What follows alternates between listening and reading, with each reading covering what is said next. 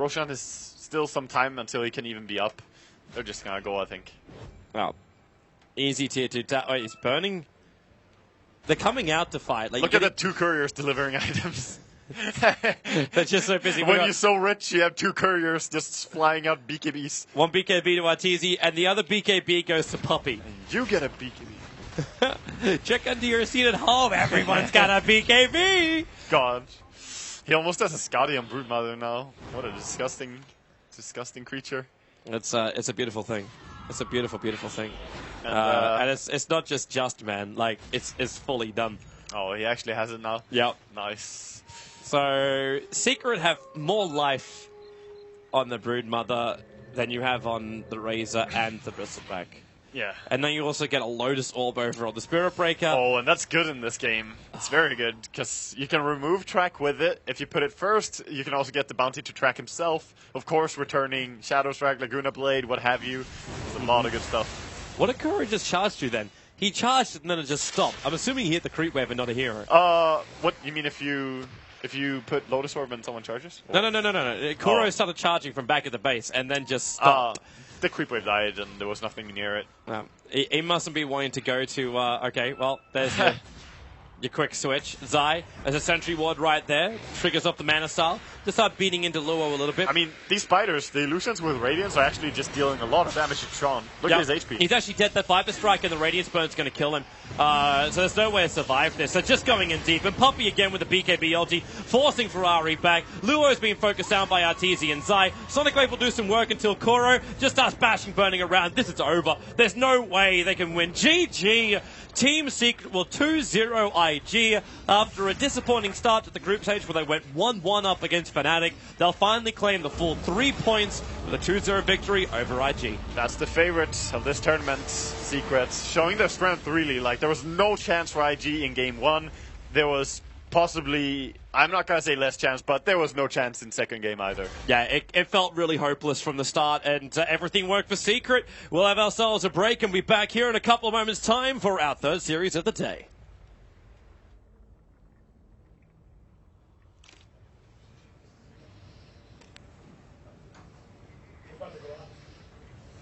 All right, so that wraps up our second match of the day.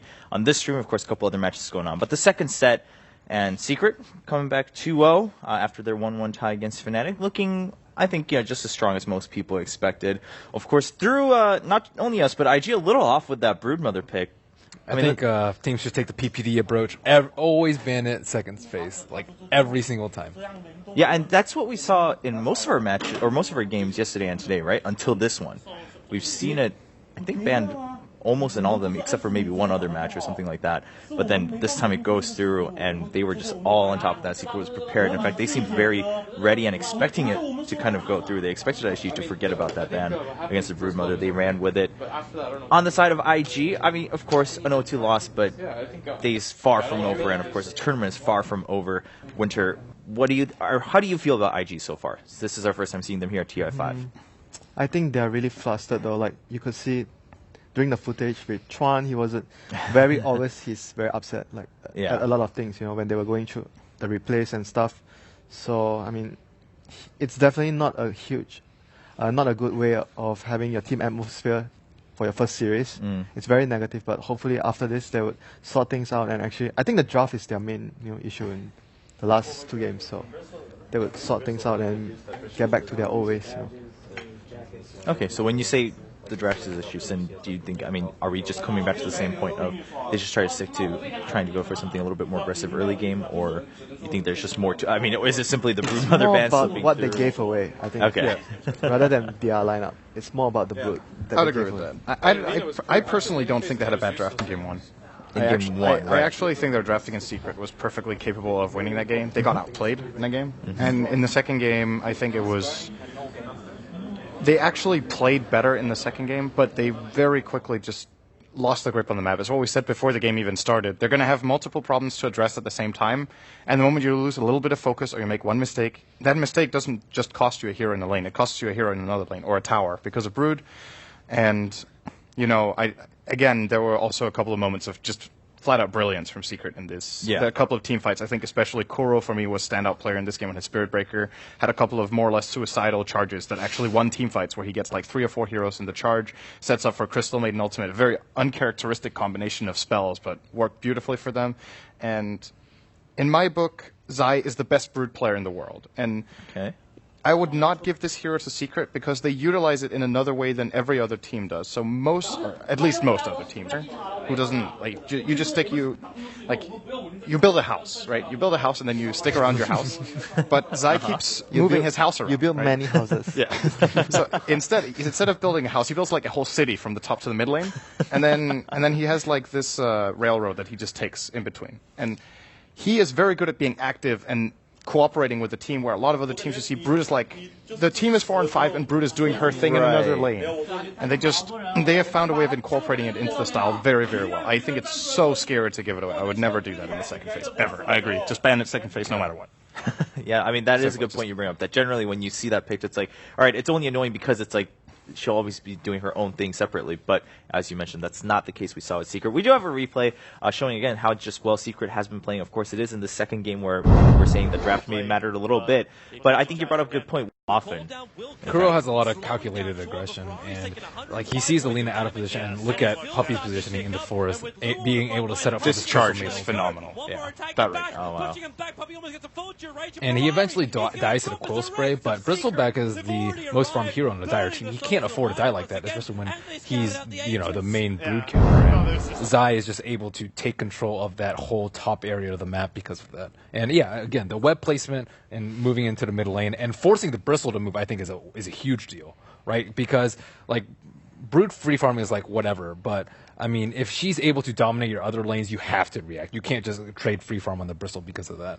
Yeah, absolutely. We do have another replay, of course, a team white this time between Secret and IG, so we'll be taking a look at that as we think. Yeah, every time we come into a replay, it's just webs everywhere, right? So this just looks like miscommunication between the IG players. They use an aggressive hex, and then the Quap actually backs off. Quap's like, okay, this is not the play, and the others are starting to move in, and that hex is like their only counterplay to Brood.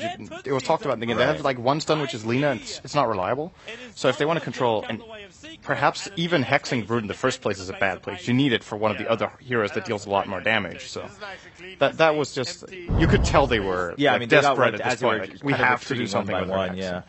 After a little bit of a desperation play. But hey, sometimes that's what it takes. We talked about that earlier. Those are the plays where if it works, you look like the genius, you look like you had the most calculated risk, but at the same time, if it doesn't, I mean, yeah, sure, it looks a little bad, but you have to take that, especially if you're not in a good place in the game. The chance of looking like a genius by hexing someone and running away is very low. Like, there are very few plays I can imagine. Well, I didn't mean the full follow-through of that, but I meant the initial start of it. I know, I'm just kidding. Well, we never know. Never know. We might come into a game one day where hexing and running away was the absolute most genius play. Maybe it's the last play we see at TI5. You know what? Maybe when he hacks, he blinked hacks. He saw a lot of mines there, so he backed off. There you go. That could be a genius play. You never know. If that happens later on in the tournament, this guy has been predicting really, really well. So. All right. I don't know if anyone's really excited to see that later in the tournament, but we can hope. We can hope. So we do have quite a few. The standings a little bit updated, of course, with this match wrapping up. So we'll take a look at that right behind us. So LGD actually wrapped up their match, and now they're 6 points ahead. So I think we can all assume, we were trying to run through scenarios here, but if you're already 2 matches wins and 2 zeros at that, you're in a really good place, right? Because if you get, 3-4, especially, if you get 4 2-0s, like, you're set. You're definitely in that top 4, maybe even number 1 spot in your group. So LGD doing pretty well. Secret has climbed back up now with the 3 points at 4 points. Complexity now at 3 points. Not a bad place to be.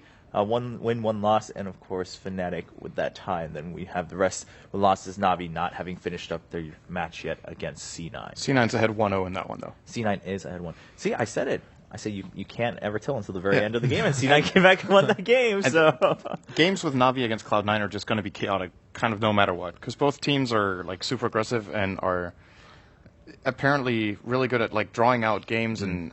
It's very hard to predict how it goes. And Navi looked like they had the game in the bag, actually. Yep. And then they had a couple of fights where they kind of threw away their lead and C9 took it over. So kind of the reverse Cloud9 from previous series. Right.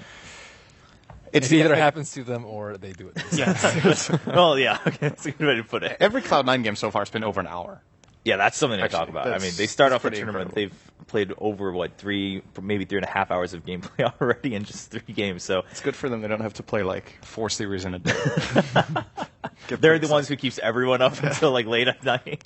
Yeah, we don't want to see that. But coming up, we do have one more set of matches, at least here for Group A, and then we will get to Group B. So Group B, again, not updated yet. We haven't had any matches, but we will get to them in the later half of the day. Now, we have the end of Navi Cloud9. I just heard a little bit of a highlight there. Cloud9 coming back and taking that win against Navi, so we'll get to take a look at that. Envy with another rapier, so he's up to 2 rapiers today. He's got 2 out of 3 rapiers purchased. The last one was by Ember Spirit of Maybe, I think, against Cloud9. So all the rapier games have been Cloud9 games. Oh, there you go. That's another Those are also the 1-hour-long games, so perhaps there's like a bit of a correlation there. Yeah, and Envy is just huge. He is Superman right now with Lotus Orb and Rapier and Butterfly and BKB. He is nigh invincible, and I thought that Navi made the Solar pick work out pretty well throughout the game, but he was just really weak when it came to one-on-one later with Equal Farm. And what we didn't see in that clip, right after this happened, Envy paused the game and said, "Sorry, my headset fell off." So supposedly his headset fell off and hit the F9 key. I think Ben was like, that sounds really unlikely. Like, I mean, some headsets are big though, right? Maybe they hit like all the keys, including F9. And he got super excited, just like, yes, and then just straight down an F9. Straight on F9. That's where it landed. Only key that would press pause the game. So a neat little trick to remember for your next game, Ben. There you go. You can keep that one in mind. So that one, of course, they have to play their second game before they can move on. So that's going to be a little while, perhaps. I think we can assume with those two. On our stream, next up, this is a little bit interesting, too, because now we're going to see Fnatic versus IG. So both teams have played one game. In fact, both against Secret. Fnatic, of course, 1-1. IG lost 0-2. But the interesting point here, I think I want to bring up, is that we've been talking about early game aggression against Secret. Fnatic has done that successfully. IG was not able to, even from the drafting phase, especially in Game 2. Is that going to play a role in Fnatic versus IG? What do you think, Winter? I think both of the teams have, like I was talking to Ben before, like I feel both of the teams play very similarly. They focus a lot on laning and getting a huge advantage from ganking and securing kills and securing the lanes for their cause. So it should be a pretty interesting, like a lot of fights and stuff happening in the laning phase, provided there's no Brood again. So because Ohio does play a very good Brood, so hopefully IG doesn't let that happen and pick supports that can't deal with it again, like what happened to Secret, and we'll be going to see a very much action-packed early game from those two teams. Yeah, I mean, I think going off of what Cinder and Ben were saying earlier, hopefully IG has just picked that up and said, all right, let's ban it second phase every time. We just don't want to deal with it. Sometimes it's like, just do it instead of like, okay, maybe we can get away with it. Like, you just don't risk it, you know? Right? Yeah, I mean, it's just one of those scenarios, one of the few heroes where you're like, yeah, sure, you can have those. For instance, we saw it with Lesh, right? It's like, all right, we could give it away and then just go straight counter bans, but then, all right, suddenly Lesh support, not so useful. So there is a risk factor in there. Could have a similar scenario with Brewmother. What do you two think about Fnatic and IG coming up? Yeah, I would agree. I think Brood will not be seen. It's funny to me. It happens like every single tournament. There's like there's at least 1 or 2 Brood games where it's like, oh, we forgot Brood. You know, you just don't. You don't even need to see the players. You just start seeing how much time they take per pick, and you just know this was not the plan. It always happens, you know. Yeah, It really is one of those shit happens moments. I think going into the matchup, I will consider Fnatic the favorites. I have really not been impressed by IG in the series against Secret. They got outdrafted in Game 2. They got outplayed in Game 1. I was expecting Secret to be favorites, but I think they were a bit too dominant for what IG need to be playing against Fnatic. Maybe the most likely outcome is a draw, actually, because they might play a good game, but I don't see IG winning, at least. Oh, okay. What about you, Ben? I think IG stands a chance. I think they were just thrown off in Secret